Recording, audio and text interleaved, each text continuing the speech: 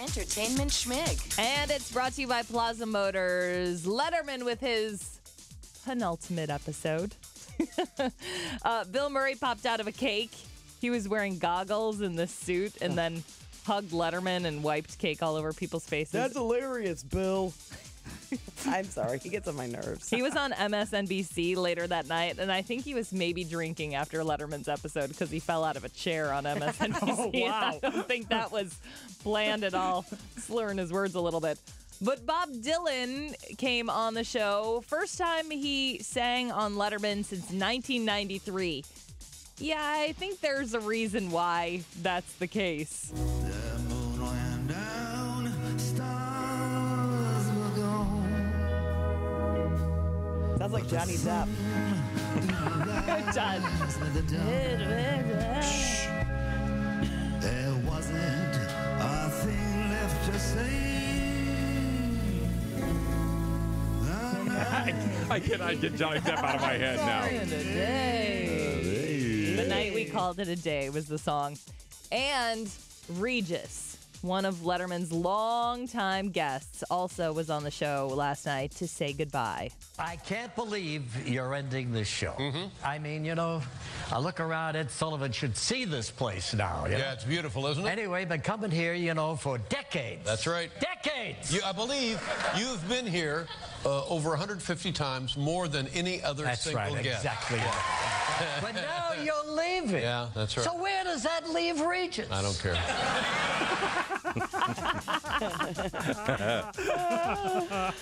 Any parting words from Reg? I always sound like I have a cold.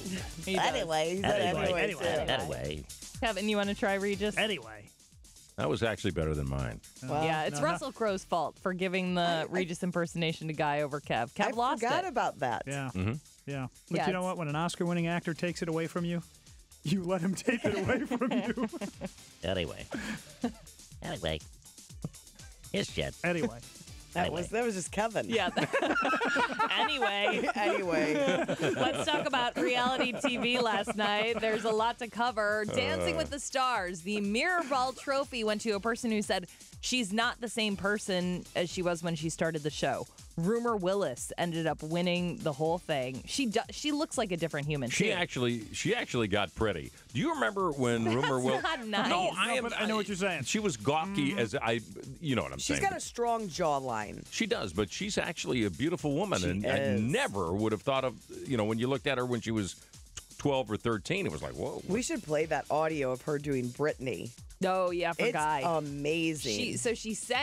She performed Toxic in the studio and then sang along, or she danced along to her version. I mean, she sounds good. She does. Did she do the blonde wig and the whole deal? I didn't see the video. Oh. I just You heard the it. audio. All right. We were only slightly interested. We're audio folk. Yeah. The Voice last night, well, Team Pharrell ended up winning. Sawyer Fredericks ended up winning The Voice last night.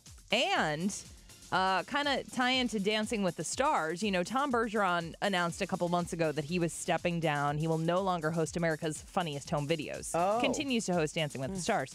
But the next host of America's Funniest Home Videos kind of tapped, I think, because of his appearance on Dancing with the Stars. Alfonso Rubiero. Yes. Awesome. I don't I think get it's confused. Ribe. I think it's just Ribeiro. Ribeiro. We pronounced it wrong for decades, Yeah. and then we interviewed him, and now I can't ever remember how to can't pronounce it. Yeah, he's going to be the next host. Tom Bergeron's very excited that Alfonso's taken over for him. On TV tonight, not only do you have the finale of Letterman, no guests, just, special tributes, I think past clips, stuff like that. But the season finale of Survivor Worlds Apart, it's the 30th season. I didn't even know it was on. 30th? 30th season, they do it like 4 times a year. So let's be honest, okay? People, they still must have ratings, and it costs them nothing.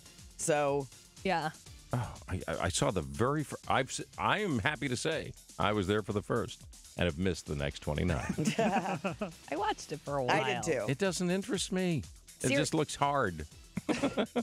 Series premiere of 500 Questions on ABC, season premiere of MasterChef on Fox, and then you have finales for The Mysteries of Laura, Law & Order SVU, Supernatural, Modern Family, Blackish, and Chicago PD. Oh, and the 10th season premiere of Celebrity Wife Swap. I'm happy to say I've never watched a season of that. I think I have. I've seen a couple episodes. In terms of celebrity wives, George Clooney was on CBS this morning talking about wife Amal. Pretty interesting. They never discussed marriage before he got down on one knee to propose for her. He never said, oh, we should do this. She had no clue it was coming. Wow, that had to be a shock. It took a little while when he decided to propose. He explains the proposal to her. When I asked her, we'd never talked about it, so it was there wasn't like, hey, well, maybe we should get married. I literally, I dropped it on her, and she was like, wow. The ring and everything, right there. Everything, yeah. I queued up a playlist of some of my Aunt Rosemary's songs. Oh, wow. And I asked her, and she just kept saying, oh my God, and wow. And we just sat there. Totally unexpected on her Completely unexpected. And finally I just said, listen, I'm 53 at the time, or 52, I think, at the time. And I said,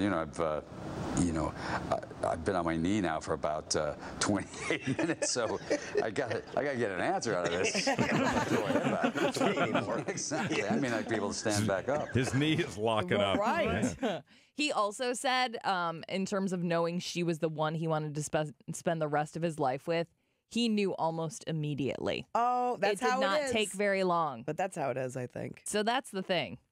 Yeah, when you know. Everyone's trying to, figure out what she did. He just knew. What if you know that you want to spend less time with people? Well, then we say that's the end of Entertainment Schmig.